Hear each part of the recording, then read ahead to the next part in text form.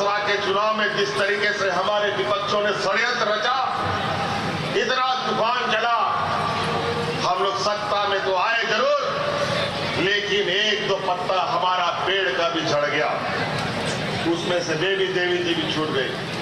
लेकिन चिंता नहीं है, पत्ता गिरा है, पेड़ नहीं गिरा। आने वाला समय में फिर से वो पत्ता खिल के आएगा और ये राह को हमारा आगे स्पष्ट करेंगे। छीनने से मिलता है और अब हम लोग सरकार में जरूर है और ताकत के साथ अधिकार की बात रखते हैं। अगर आज के दिन में भी हमारी बातों पर विचार नहीं हुआ तो ये दिन दूर नहीं कि सत्ता में रह करके भी अपना अधिकार को छीन के लाने का हम लोग काम करेंगे। आज 1,36,000 करोड़ रुपया का बकाया, यही कोयला खदानों का, जहां आज आजादी के बाद से हमको नहीं मिला। जब दिल्ली में जाता है तो बोलता है कोई बकाया नहीं है मंत्री साहब, और यहाँ का जो विधान सांसद लोग है जो दिल्ली में बैठता है, ये लोग मुंह में टेप लगा के बैठता है कि झारखंड का अधिकार देना है कि लेना है कि नहीं लेना है। याद कीजिए आप सभी सांसदों को जो यहाँ से विपक्ष के लोग जाते हैं, आज आपका खेत खलियान से सरकार का जमीन के छात्र लोगों ने जो खरीद संपदा निकाला है, उसका हमें हिस्सा लेना पड़ेगा। अभी तो शुरुआत, हमने चिट्ठी पत्री शुरू की है,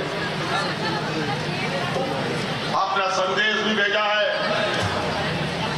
अगर जरूरत पड़ेगा तो कानूनी कार्रवाई भी होगी, जरूरत पड़ेगा तो कोयला खदान बंद भी करना पड़ेगा।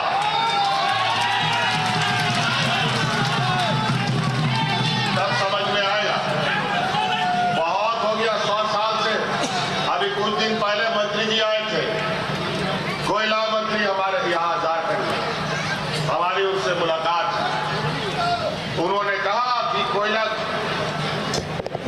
खनन पट्टा जिनको मिला है और सब राज्य की अपेक्षा में आपका जमीन का दाम बहुत अधिक है और हमने दाम भी अधिक रखा है, जमीन का दाम कम करना पड़ेगा। तो हम बोले क्यों करेंगे दाम, हम कम नहीं करेंगे। अगर आप लोग को पोसाई पड़ता है तो जितना दाम हम बोलते हैं उतना देना पड़ेगा, नहीं दोगे तो कोयला खनन नहीं होगा। हमारा किसान है,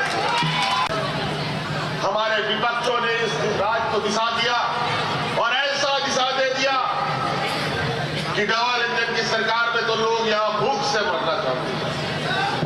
बड़ा मुश्किल की बात है, जिस राज्य का खनिज संपदा से पूरा देश का अर्थव्यवस्था टिका रहता है, वहां का लोग भूख से मरने लगा। फिर झारखंड मुक्ति मोर्चा जो हमेशा से इस राज्य का एक सिपाही के भूमिका में रहा, हम लोगों ने फिर से ये संकल्प लिया कि अब इस बेईमानों को सत्ता से बेदखल करना होगा। और फिर हम लोगों ने एक लंबा संघर्ष यात्रा निकाला और 2019 ईस्वी में हम लोगों ने ये डबल इंजन की सरकार को आपके आशीर्वाद के बदौलत सत्ता से बेदखल करने का काम किया तो देश अंधकार में डूब जाएगा। आज का तो वैसे ही स्थिति देश का बहुत बुरा हाल है। केंद्र सरकार 2014 से जब से आई है, देश का जो हालत खराब हो गया है। और अभी कल परसों भारत सरकार का बजट पेश हुआ है, लगभग 50 लाख करोड़ से भी अधिक का बजट पेश हुआ है। किस राज्य को कितना पैसा मिलेगा, किस वर्ग को कितना पैसा मिलेगा, आदिवासी दलित पिछड़ों को कितना मिलेगा,